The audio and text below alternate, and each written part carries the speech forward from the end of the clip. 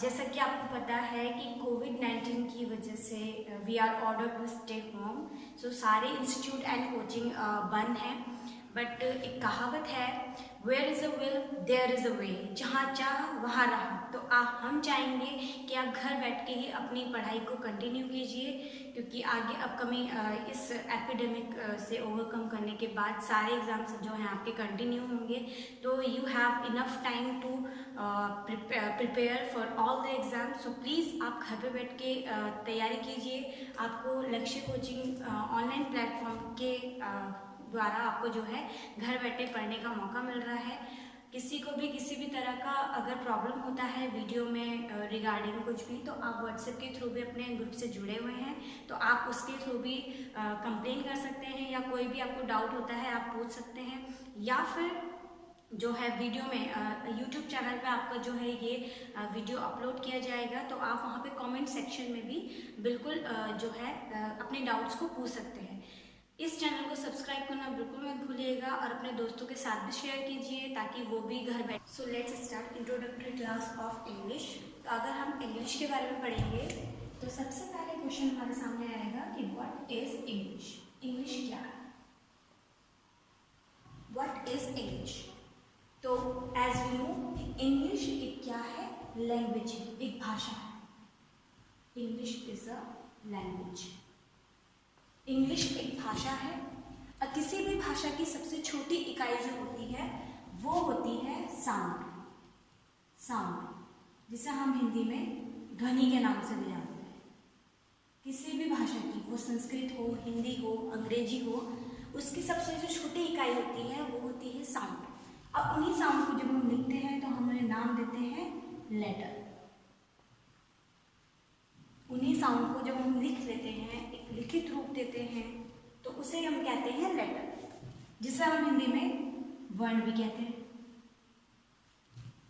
उन्हीं लेटर को जब अरेंज किया जाता है, एक मीनिंगफुल वे में अरेंज करते हैं, तो हम उसे कहते हैं वर्ड। लेटर के मीनिंगफुल एक वे को, एक सीक्वेंस को हम वर्ड के नाम से जानते हैं, जिसे हम हिंदी में शब्द कहते हैं। हिंदी में उसे कहा जाता है शब्द। फिर उन्हीं वर्ड्स को, पहले लेटर को सीक्वेंस में लगाया तो बना वर्ड। उन्हीं वर्ड को जब हम सीक्वेंस में लगाएंगे तो हम उन्हें कहेंगे फ्रेजेस। जब उन्हीं वर्ड को हम सीक्वेंस में लगाएंगे तो हम उन्हें नाम देंगे फ्रेजेस, जिसे हिंदी में हम वाक्यांश के नाम से भी जानते हैं। हिंदी में हम उन्हें नाम जानते हैं वाक्यांश। फिर वो फ्रेजेस जो हैं मीनिंगफुल, एक सीक्वेंस में मिलके वो तैयार करती हैं एक सेंटेंस। वो तैयार करती हैं एक सेंटेंस। सेंटेंस को हम हिंदी में जानते हैं वाक्य के नाम से। सेंटेंस को हम हिंदी में कहते हैं वाक्य। क्या देखा हमने कि इंग्लिश एक लैंग्वेज है जिसकी सबसे स्मॉलेस्ट इकाई जो है, सबसे स्मॉलेस्ट यूनिट जो है वो एक साउंड है। उसी साउंड को जब हम लिखते हैं तो वो कहलाता है लेटर। और अगर मैं इन्हीं लेटर की बात करूं कि इंग्लिश में कितने लेटर्स होते हैं, तो आप सबको पता है कि लेटर्स जो होते हैं इंग्लिश में वो 26 लेटर्स होते हैं। 26 लेटर्स इन इंग्लिश लैंग्वेज, ठीक है, A to Z, जो आपको पता ही है, जिसमें वॉल्स भी होते हैं और आपका कॉन्सोनेंट भी होते हैं। 26 लेटर्स की अगर मैं बात करूं तो इन 26 लेटर कुछ एक आप नाम पढ़ते हो अल्फाबेट्स, अल्फाबेट और अल्फाबेट्स, ठीक है, आपने एक वर्ड पढ़ा होगा। तो 26 लेटर, जब ये 26 लेटर का एक कलेक्शन तैयार हो जाता है A to Z, A से Z तक जब 26 लेटर तैयार हो जाते हैं तो हम इनको, इनके जो कलेक्शन है उसको हमने नाम दिया है अल्फाबेट। अगर आपसे कोई पूछे, माना यहाँ पे किसी ने कुछ इस तरह से कुछ यहाँ पे लेटर लिख लिए हैं और आपसे कहा जाए ये क्या है, तो आप कभी भी इसे अल्फाबेट नहीं कहिए, आप कहेंगे ये हैं लेटर्स ऑफ अल्फाबेट, क्योंकि अल्फाबेट तो पूरी की पूरी 26 लेटर की सीरीज है। ये अल्फाबेट नहीं है, ये लेटर है, और ये 26 लेटर अल्फाबेट है। तो ये अल्फाबेट के कुछ लेटर्स लिखे गए हैं। तो कुछ लोग जो है इनको अल्फ़ाबेट कहते हैं, तो ये अल्फ़ाबेट बिल्कुल नहीं है, ये लेटर्स ऑफ अल्फ़ाबेट है। और ये 26 लेटर का कलेक्शन, आगे हम नाउन में पढ़ेंगे कलेक्टिव नाउन, तो उसी का एक सीक्वेंस है कि जब ये 26 लेटर्स आपस में मिल जाते हैं तो ये जो सीरीज तैयार होती है, इन 26 लेटर को मिला के हम अल्फ़ाबेट कहते हैं। अब आपने कहीं कहीं पे अल्फ़ाबेट्स, क्योंकि ये तो एक सीरीज़ है, 26 लेटर की सीरीज़ है, तो आपने एक वर्ड पढ़ा होगा। अच्छा, अल्फ़ाबेट्स कोई वर्ड नहीं होता है। अगर हम बात करें, कुछ लोग अल्फ़ाबेट्स कहते हैं, तो ये अल्फ़ाबेट्स नहीं है, अल्फ़ाबेट है। 26 लेटर्स अल्फ़ाबेट है। अब अल्फ़ाबेट भी आपने एक वर्ड पढ़ा होगा, जैसे कि मैं आपके सामने एक सेंटेंस लिख दूँ। एक सेंटेंस आपके पास आता है, he doesn't know English and French alphabets. एक वर्ड आता है आपके पास, alphabets. He doesn't know English and French alphabets. और आपको इसमें एरर ढूंढने के लिए दिया जाता है।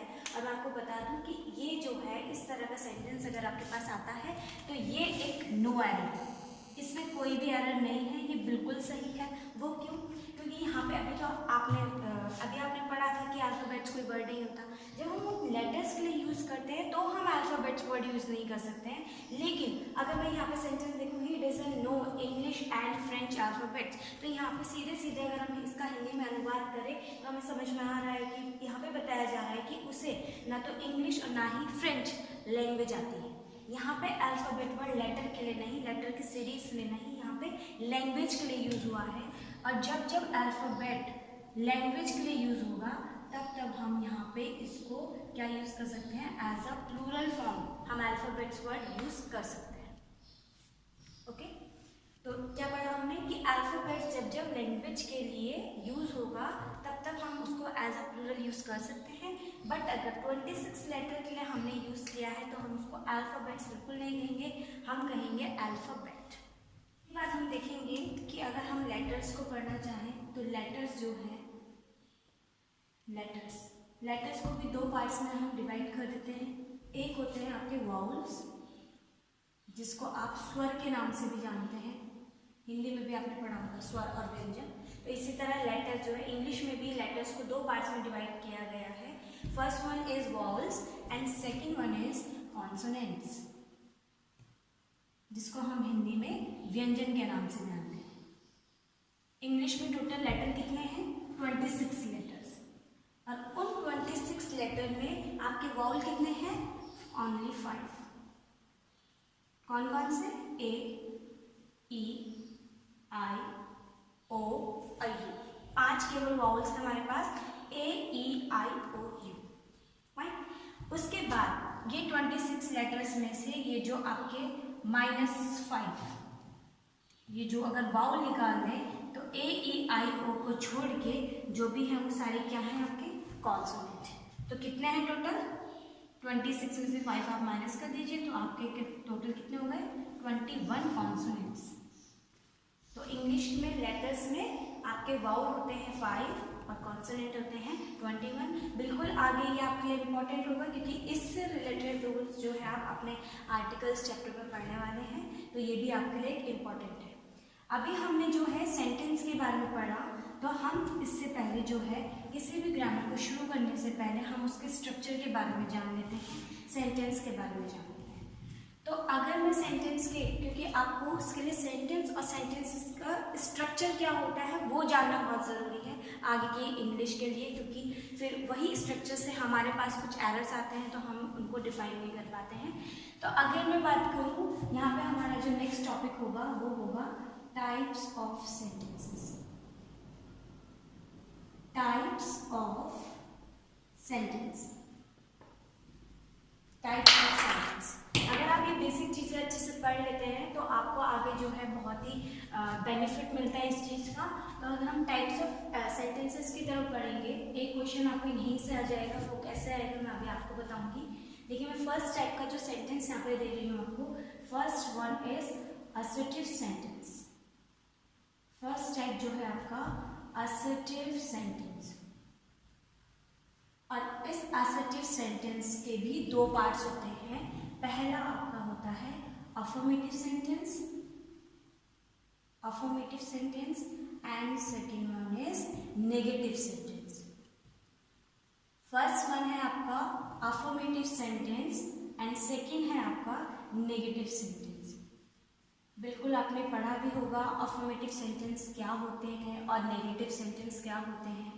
तो affirmative sentence, assertive sentence को अगर मैं डिफाइन करूँ तो सिंपल जो हमारे स्टेटमेंट होते हैं, सिंपल स्टेटमेंट बिल्कुल वो हमारे क्या होते हैं, असर्टिव सेंटेंस होते हैं और उन्हीं को दो पार्ट्स में डिवाइड किया गया है. अगर मैं अफर्मेटिव सेंटेंस की बात करूँ तो अफर्मेशन इज लाइक पॉजिटिव. तो कोई भी पॉजिटिव स्टेटमेंट अगर हमें मिलेगा जिसमें बिल्कुल कोई नेगेटिव वर्ड यूज ना किया गया हो तो वो हमारा कहलाएगा अफर्मेटिव सेंटेंस. नेगेटिव सेंटेंस जैसे उसका अपोजिट, नेगेटिव नाम से नेगेटिव पता लग रहा है आपको कि कोई भी नेगेटिव स्टेटमेंट जिसमें नॉट का यूज किया गया हो वो आपका होगा नेगेटिव सेंटेंस. पहला affirmative sentence, second negative sentence. अब हम बात करते हैं इसके स्ट्रक्चर की. हमारे लिए जो इम्पोर्टेंट है वो है स्ट्रक्चर. अगर आप किसी भी सेंटेंस के स्ट्रक्चर पे ध्यान देते हैं तो ऑब्वियसली आगे जाके आपको इस चीज़ का बहुत बेनिफिट मिलने वाला है. इसको बिल्कुल ध्यान से समझिएगा. देखिए, इंग्लिश के अगर मैं पार्ट्स ऑफ स्पीच की बात करूँ तो कुछ पार्ट्स ऑफ स्पीच आपके कितने होते हैं, 8 पार्ट्स ऑफ स्पीच होते हैं. जिसमें आपका होता है नाउन, एक होता है आपका प्रोनाउन, एक होता है आपका वर्ब, एक होता है आपका एडवर्ब, एक होता है आपका एडजेक्टिव, ठीक है, एक होता है आपका कंजंक्शन, एक होता है आपका प्रपोजिशन और एक होता है आपका इंटरजेक्शन. ये 8 पार्ट ऑफ स्पीच हैं. Noun, pronoun, verb, adverb, adjective, conjunction, preposition and interjection. ठीक है, और यहीं से आपके क्वेश्चन बनते हैं क्योंकि अब आप जो है आगे टेंस के बाद जो है आप यही पार्ट्स ऑफ स्पीच पढ़ने वाले हैं और यहीं से आपके क्वेश्चंस बनते हैं. तो किसी भी, अगर मैं इंग्लिश की बात करूँ, जो प्रॉपर एक सेंटेंस होता है उस सेंटेंस में, अगर उस सेंटेंस में जितने भी वर्ड्स हैं वो वर्ड्स इन्हीं से मिलके आपके बनने वाले हैं. उसमें कोई एक नाउन होगा, कोई प्रोनाउन होगा, कोई वर्ब होगा, कोई एडवर्ब होगा, कोई एडजेक्टिव होगा, कंजंक्शन होगा, प्रपोजिशन होगा, इंटरजेक्शन होगा. ये 8 जो हैं, ये 8 मिलके जो है सेंटेंस को तैयार करते हैं. किसी भी सेंटेंस को केवल ये 8 वर्ड तैयार करते हैं और आपको यही पहचानना सीखना है कि कब कौन सा वर्ड नाउन है, कहाँ हम वर्ब का यूज़ कर सकते हैं, कौन से वर्ड एडजेक्टिव हो सकते हैं, उनका प्लेस कहाँ होता है, वो कहाँ हो सकते हैं. इससे रिलेटेड अगर आप रूल पढ़ लेंगे तो वहीं से आपके क्वेश्चन बनते हैं. इन्हीं चीज़ों से क्वेश्चन बनते हैं कि कहाँ पे कोई प्रपोजिशन, पार्ट्स ऑफ स्पीच आपका यूज़ हो सकता है. तो इस तरह से जो है आपको स्ट्रक्चर में पता होना चाहिए. अब अगर मैं सिंपल स्टेटमेंट की बात करूँ तो आपको बिल्कुल अच्छे से पता है कि हमारा जो, अगर मैं स्ट्रक्चर की बात करूँ तो पहला स्ट्रक्चर, अगर मैं अफर्मेटिव सेंटेंस की बात करूँ तो हमने पढ़ा भी है कि पहला जो है उसमें एक सब्जेक्ट होता है, फिर एक हेल्पिंग वर्ब भी होता है, उसके बाद एक मेन वर्ब होता है, उसके बाद एक ऑब्जेक्ट होता है. किसी भी सिंपल स्ट्रक्चर को अगर हम जानने की कोशिश करें तो ये 4 चीज़ें हम उसमें पढ़ते हैं. First one is subject, second one is उसमें हेल्पिंग वर्ब होता है, हेल्पिंग वर्ब के बाद मेन वर्ब होता है, मेन वर्ब के बाद एक ऑब्जेक्ट लगा होता है. अब जो है हम इसको यहाँ से जो है क्लासीफाई करने की कोशिश करेंगे कि इसमें subject, helping verb, main verb and object आया कहाँ से, इन पार्ट्स ऑफ स्पीच में क्या है. तो सबसे पहले मैं यहाँ सब्जेक्ट की बात करूँगी कि सब्जेक्ट क्या है. तो सब्जेक्ट जो है, केवल सब्जेक्ट मतलब जिसके बारे में बात हो रही है, कर्ता जिसके बारे में बात हो रही है, जो कार्य कर रहा है, तो वो कौन हो सकता है. तो अगर मैं बात करूँ, देखो वो कोई ना कोई, यहाँ पे जो है अगर मैं पार्ट्स ऑफ स्पीच की बात करूँ तो सब्जेक्ट में केवल जो सब्जेक्ट बनने का अधिकार है, जो एक राइट है, वो इन पार्ट्स ऑफ स्पीच में केवल नाउन को है.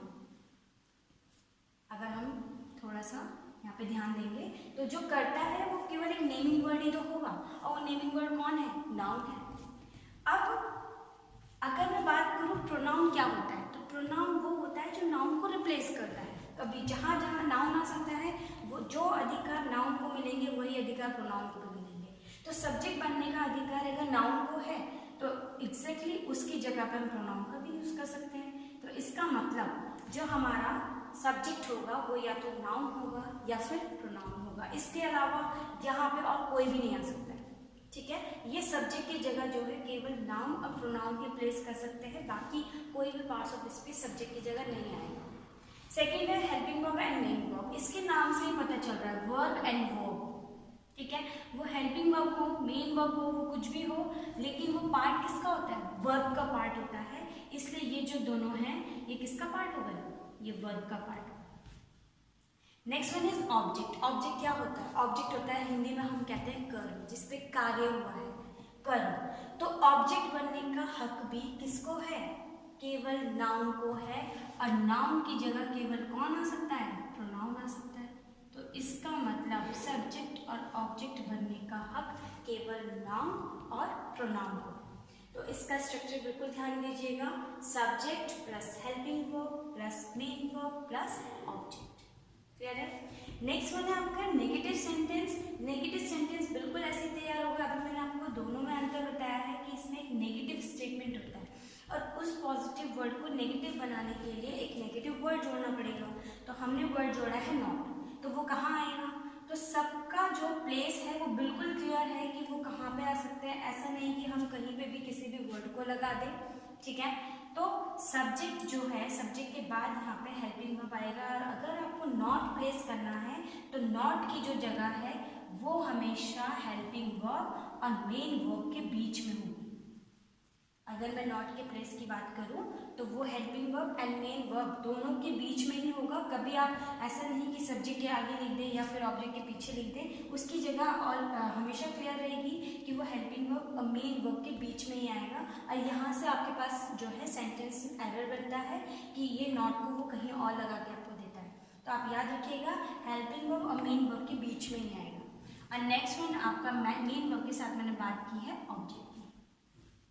फिर से क्लियर है, सब्जेक्ट की जगह नाउन और प्रोनाउन ही आएगा। हेल्पिंग वर्ब ऑब्वियसली वर्ब का पार्ट है, मेन वर्ब वर्ब का पार्ट है, ऑब्जेक्ट जो है नाउन और प्रोनाउन ही रिप्लेस करेगा।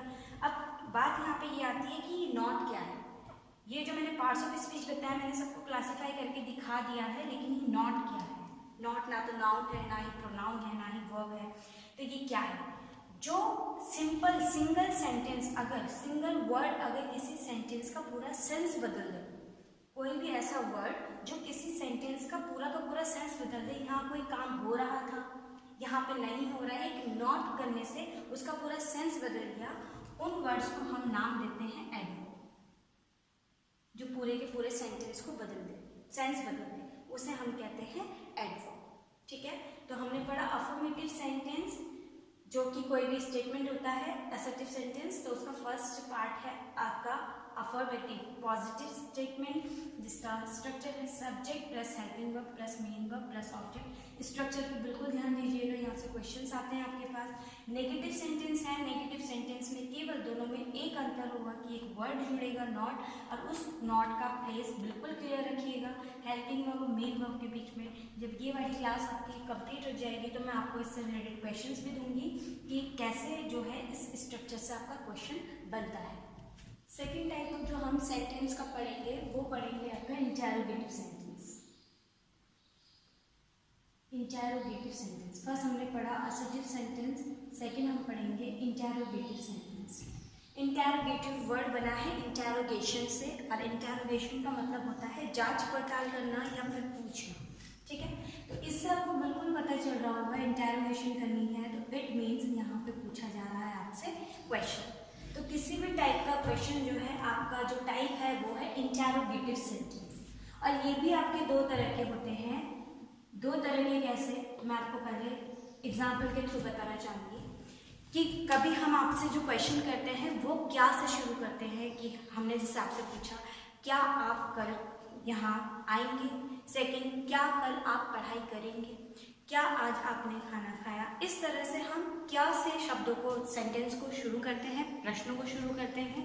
तो एक टाइप तो आपका हो गया जिसमें हम क्या से वर्ड यूज करते हैं, और आपका आंसर, अगर आपसे इस तरह के क्वेश्चन पूछे गए हैं, क्या आप कल स्कूल जाएंगे, तो आपका जवाब या तो हाँ होगा या ना होगा। मैं आपसे पूछूंगी क्या कल आपने पढ़ाई की, तो या तो आपका क्वेश्चन आंसर हाँ होगा या फिर ना होगा। इसका मतलब एक तरह के क्वेश्चन वो होते हैं जिसका जवाब आप केवल हाँ या ना में दे सकते हो, तो उसको हम जो क्वेश्चन कहते हैं वो कहते हैं close ended question. Close ended question जिनका जवाब आप जो है यस और नो में दे सकते हो, यस एंड नो में दे सकते हो।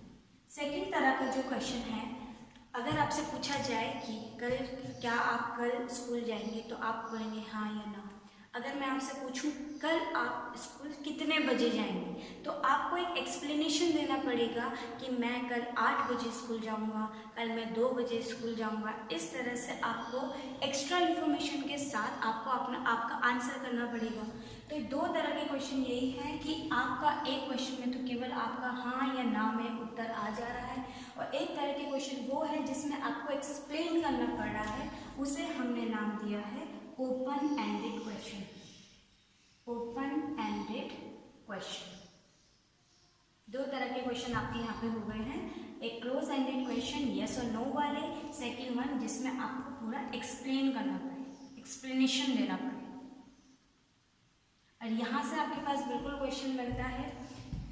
तो क्लोज एंडेड क्वेश्चन के अगर मैं स्ट्रक्चर की बात करूँ, तो अभी आप एक चीज़ समझिएगा, अभी मैंने आपको एक अफर्मेटिव सेंटेंस का जो है यहाँ पे स्ट्रक्चर बताया था, और मैंने बताया था कि उसमें सबसे पहले आता है आपका सब्जेक्ट, फिर आता है आपका हेल्पिंग वर्ब, फिर आता है मेन वर्ब, और फिर आता है आपका ऑब्जेक्ट। यहाँ से बिल्कुल आपके पास क्वेश्चन बनता है।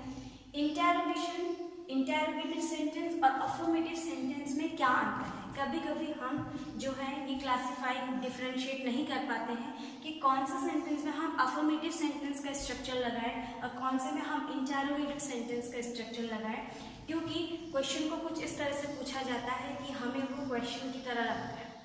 जब आप किसी क्वेश्चन स्टेटमेंट को पढ़ते हो, किसी सेंटेंस को पढ़ते हो, तो आपको ये पता होना चाहिए कि क्या वाकई आपसे कोई क्वेश्चन किया जा रहा है या नहीं किया जा रहा है। यदि आपसे कुछ पूछा गया है तो वो आपके लिए इंटरोगेटिव सेंटेंस है, जिसमें आप इंटरोगेटिव सेंटेंस का ही स्ट्रक्चर लगाएंगे। कुछ ऐसे सेंटेंसेस होंगे जिसमें आपको कोई इंफॉर्मेशन दी जाएगी, केवल आपके जो क्वेश्चन वर्ड हैं कहाँ, क्यों, कब, कैसे, इनके यूज हो जाने से केवल वो क्वेश्चन नहीं बन जाते हैं। बिल्कुल ही ध्यान दीजिएगा, मैं एग्जाम्पल के थ्रू भी आपको बताऊंगी, उससे पहले मैं आपको यहाँ पे स्ट्रक्चर बता देती हूँ। तो अफर्मेटिव सेंटेंस और इंटरोगेटिव सेंटेंस के स्ट्रक्चर में केवल एक ही अंतर होता है, वो होता है हेल्पिंग वर्ब और सब्जेक्ट के प्लेस में। अफर्मेटिव सेंटेंस में जो आपका हेल्पिंग वर्ब है वो हमेशा सब्जेक्ट के बाद ही होगा, लेकिन इंटरोगेटिव सेंटेंस में यही दोनों पोजीशन बदल जाएंगी, बाकी सब अपनी जगह सेम रहेंगे, केवल सब्जेक्ट और हेल्पिंग वर्ब अपनी जगह को बदल लेंगे। तो सबसे पहले यहाँ पे सब्जेक्ट की जगह कौन आएगा, हेल्पिंग वर्ब, फिर आएगा आपका सब्जेक्ट, फिर मेन वर्ब अपनी जगह पे रहेगा, और फिर होगा आपका ऑब्जेक्ट एंड क्वेश्चन मार्क, क्योंकि ये क्वेश्चन है इसलिए यहाँ पे हमने क्वेश्चन मार्क का यूज किया है। तो दोनों में बिल्कुल अंतर आप कीजिएगा कि हेल्पिंग वर्ब हमेशा सब्जेक्ट के बाद आता है अफर्मेटिव सेंटेंस में, जहाँ आपसे कोई पूछा नहीं गया है, आपको कोई इंफॉर्मेशन दी गई है। सेकेंड, अगर आपसे कोई क्वेश्चन पूछा जाता है तो हमेशा हेल्पिंग वर्ब सब्जेक्ट से पहले आ जाएगा, ये केवल अपनी जगह बदलेंगे। बिल्कुल ध्यान रखिएगा, सब्जेक्ट और हेल्पिंग वर्ब के प्लेस में ही चेंज होता है, बाकी किसी में भी चेंज नहीं होता है। और जैसे ही हेल्पिंग वर्ब आया तो ये क्या का काम करने लगता है, ये क्वेश्चन आपका क्या से पूछने लगता है। सेकंड मैंने बोला है ओपन एंडेड क्वेश्चन, जिसमें एक्सप्लेनेशन देनी होती है। एक्सप्लेनेशन आप तब देंगे जब आपसे इस तरह के प्रश्न किए जाएं जिसमें कि आपसे क्या, क्यों, कहाँ, कब, कैसे, इस तरह के शब्दों का यूज किया जाए। तो इसका मतलब यहाँ पे जो है एक क्वेश्चन वर्ड का यूज जरूर होगा। क्वेश्चन वर्ड आपके जैसे व्हाट हो गया, हु हो गया, वेयर हो गया, व्हेन हो गया, तो इस स्ट्रक्चर को बिल्कुल चेंज मत कीजिएगा और जो भी क्वेश्चन वर्ड आएगा उसको आप इससे आगे लिख दीजिए, वो ओपन एंडेड क्वेश्चन आपका बन जाएगा। इसका मतलब ओपन एंडेड क्वेश्चन का जो स्ट्रक्चर तैयार होगा, सबसे पहले आएगा आपका क्वेश्चन वर्ड। क्वेश्चन वर्ड क्या है? जैसे मैंने बोला व्हाट, मैंने बोला हु, मैंने बोला वेयर, मैंने बोला व्हेन, इस तरह के वर्ड्स। फिर आपका स्ट्रक्चर सेम रहेगा, सब्जेक्ट से पहले helping verb, then subject, then main verb and object. और ये आपका ओपन एंडेड क्वेश्चन जो है यहाँ पे तैयार हो गया। तो दोनों में बिल्कुल डिफ्रेंशिएट कीजिएगा। मैं आपको सेंटेंस के माध्यम से भी समझाऊंगी बाद में, कि जिसमें आपको दोनों में अंतर ढूंढना होगा, वो मैं आपको सेंटेंस के खत्म होने के बाद इस तरह के क्वेश्चन करा दूंगी। लेकिन आप ध्यान दीजिएगा कि सब्जेक्ट के बाद हेल्पिंग वर्ब, अफर्मेटिव सेंटेंस में सब्जेक्ट से पहले जो हेल्पिंग वर्ब आता है वो हमेशा एक क्वेश्चन में आता है। फाइन। इसके बाद जो है हम नेक्स्ट टाइप की तरफ बढ़ेंगे। नेक्स्ट टाइप जो है आपका वो है एक्सक्लेमेटरी सेंटेंस। नेक्स्ट है आपका exclamatory sentence, third one, exclamatory sentence. Exclamatory sentence क्या है? जिसमें एक्सक्लेमेशन है। एक्सक्लेमेशन क्या है? एक्सक्लेमेशन जिसमें कोई भी सरप्राइजिंग या फिर सडन रिएक्शन हो, सरप्राइजिंग या सडन रिएक्शन हो। सरप्राइजिंग एंड सडन रिएक्शन क्या होता है? जैसे आप बहुत टाइम बाद किसी से मिल रहे हैं तो आपने बोला अरे आप, या आप वर्ड यूज करते हैं ओ, ठीक है, या आप वर्ड यूज करते हैं वाओ। तो इस तरह के कोई भी रिएक्शन सडन, वो सैड भी हो सकते हैं, हैप्पी वाले भी रिएक्शन हो सकते हैं। तो सरप्राइजिंग या सडन रिएक्शन में जो वर्ड हमारे मुंह से निकलते हैं, तो उस तरह के सेंटेंस को हम बोलते हैं एक्सक्लेमेटरी सेंटेंस। वो खुशी में भी हो सकते हैं, वो दुख में भी हो सकते हैं। तो जैसे कि वर्ड है हुर्रे। हुर्रे जो वर्ड है वो हम यूज करते हैं किसी भी हैप्पीनेस में, ठीक है, हुर्रा भी लिखते हैं, हुर्रे भी उसको लिखते हैं। एक होता है आपका वर्ड अलास, ठीक है, जो दुख में यूज होता है, सैड मूड में ये बिल्कुल यूज होता है, ठीक है, ये हैप्पीनेस में यूज होता है। ऐसे ही आपके पास होते हैं वाव, ठीक है, जब आप सरप्राइज होके कभी भी कोई वर्ड बोलते हैं तो वो बोलते हैं वाव। एक वर्ड होता है ब्रावो, किसी को जब अप्रिशिएट करते हैं, किसी की प्रशंसा करते हैं तो आप वर्ड यूज करते हैं ब्रावो। नेक्स्ट है आपका ओ, ठीक है। तो जिन सेंटेंसेस में इस तरह के वर्ड्स का यूज होगा, एक्सक्लेमेशन यूज होगा, उन वर्ड को हम, उन सेंटेंस को हम नाम देंगे exclamatory sentence. For the example, जैसे मैंने लिखा, पहला एग्जाम्पल लिखा, alas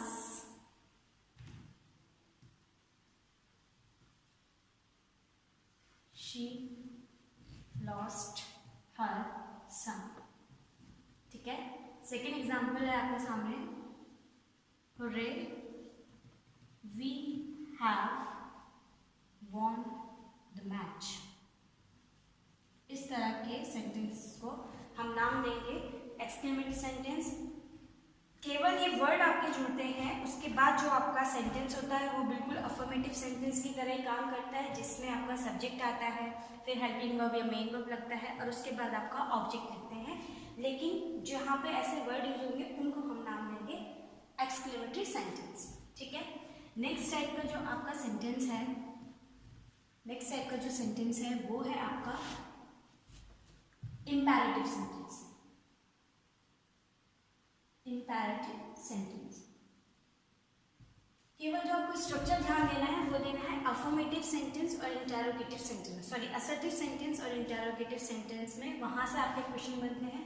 बस ये वाले सेंटेंस आपको बिल्कुल पहचान में आने चाहिए, क्योंकि आगे जब आप एक्टिव पैसिव करेंगे या फिर आप नरेशन करेंगे तो उसमें आपको जैसे ही बताया जाएगा कि इम्पेरेटिव सेंटेंस का ये रूल है, तब आपको ये नहीं, वहाँ पे ये नहीं भूलना है कि इम्पेरेटिव सेंटेंस कहते किसे हैं।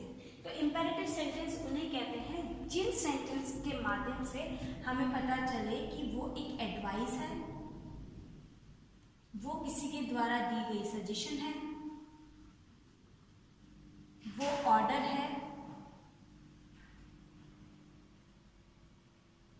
ठीक है। या फिर हमसे कोई रिक्वेस्ट कर रहा है। जिन सेंटेंस को पढ़ के आपको इस तरह का पता चले कि कोई किसी को एडवाइस दे रहा है, सजेशन दे रहा है, ऑर्डर दे रहा है, रिक्वेस्ट कर रहा है, तो उन सारे सेंटेंस को हम इंपेरेटिव सेंटेंस की कैटेगरी में डालेंगे। इसका कोई भी स्ट्रक्चर ऐसा नहीं है कि एक स्टैंडर्ड इसका स्ट्रक्चर हो, ये किसी भी तरह से बन सकता है। जैसे हमने बोला कम इन, तो ये एक ऑर्डर हो गया, तो इसमें आप देखेंगे कि यहाँ पे सब्जेक्ट तो है ही नहीं, ठीक है। तो इसका स्ट्रक्चर बिल्कुल कोई भी स्टैंडर्ड नहीं है। या मैंने सेंटेंस बोला you should study, you should hard work, you should work hard. अगर मैं इस तरह के सेंटेंस दे दूं तो आपको केवल सेंस से पता चलेगा, यस हमको वो यहाँ पे सजेशन दे रहा है या एडवाइस दे रहा है, तब आप उसको इंपेरेटिव सेंटेंस की कैटेगरी में डाल देंगे, ठीक है। तो इंपेरेटिव सेंटेंस क्या है? जिसमें आपको एडवाइस, सजेशन, ऑर्डर, रिक्वेस्ट जिसमें बताई जाए, वो होते हैं आपके इंपेरेटिव सेंटेंस। ये था हमारा 4 टाइप इंपेरेटिव सेंटेंस। पहला हमने पढ़ा assertive sentence, second one is interrogative sentence, third one is exclamatory sentence and fourth one is imperative sentence. सारे सेंटेंसेस के अपने अपने काम हैं।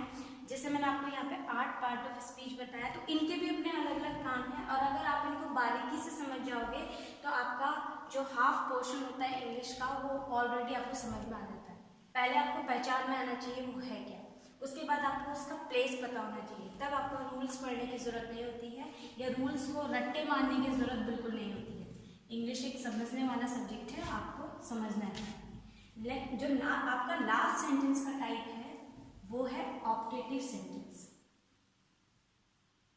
लास्ट जो टाइप है वो है ऑप्टेटिव सेंटेंस। और ऑप्टेटिव सेंटेंस कौन से होंगे? ऑप्टेटिव सेंटेंस वो होंगे जिसमें किसी के लिए प्रे किया जाए, किसी के लिए विश किया जाए, ठीक है, किसी को कर्ज किया जाए, ठीक है, या किसी को ब्लेस किया जाए, किसी को आशीर्वाद दिया जाए, ठीक है। जिन सेंटेंस में आपको किसी पता लगता है कि कोई किसी को प्रे कर रहा है, किसी के लिए प्रे कर रहा है, किसी को विश करना, किसी को कर्ज करना या फिर ब्लेस करना, वो सारे आपके होते हैं ऑप्टेटिव सेंटेंस। जैसे कि हम अक्सर बोलते हैं wish you many many happy returns of the day, या विश यू हैप्पी बर्थडे, ठीक है।